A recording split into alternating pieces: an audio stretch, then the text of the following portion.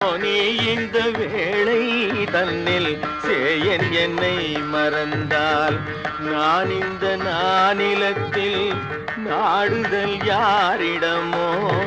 ஏன் இந்த மௌனம் அம்மா ஏழை என கருள? ஏன் இந்த மௌனம் அம்மா ஏழை என கருள? ஏன் இந்த மௌனம் அம்மா ஏழை என கருள?